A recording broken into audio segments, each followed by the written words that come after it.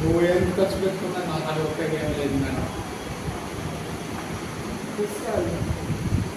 నేను అక్కడికి పొద్దునే చెప్పా, అయ్యా నేను అక్కడ నాకు కాదండి, నేను నా ప్రిన్సిపల్ పంపించుకోవాలని అప్పుడే చూసిన. ఇప్పుడు ఎప్పటి నుంచో అనుకుంటే ఖాళీ అయ్యాడు అంటాడు.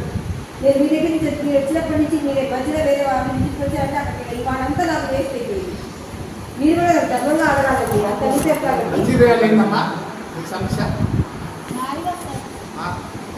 ఆ న్యూస్ వచ్చింది వాట్సాప్లో, మంచిర్యాల నుంచి జరిగిందని వార్త. అది మంచిర్యాల నుంచి వచ్చిందండి.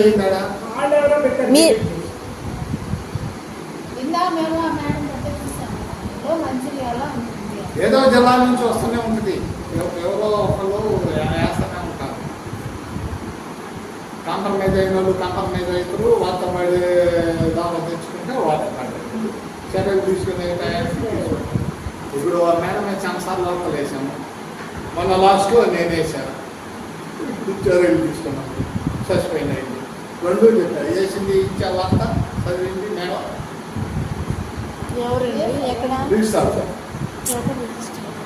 ఇందాక చూపించారు నేను సర్వీస్ మన సర్వీస్ వాళ్ళ దగ్గర ఉంటాయి కదా, లాబీలు ఉంటాయి. లాస్ట్ది చర్యలు తీసుకునేది ఫస్ట్ నా చేతిలోకి వచ్చింది.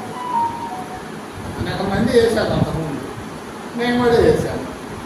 మళ్ళీ చర్యలు తీసుకునేటప్పుడు మళ్ళీ నేనే వేయాలి. అది రోజు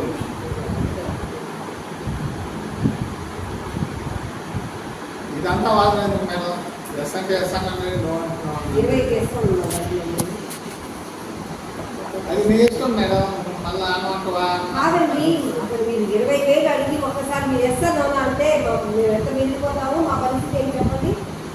సరే నా పరిస్థితి అయితే మీరే నేను నేను అదే అంటున్నాను మేడం, చేస్తే భయపడాలి చెప్పండి, పర్వాలేదు, ధైర్యంగా మాట్లాడండి, ధైర్యంగా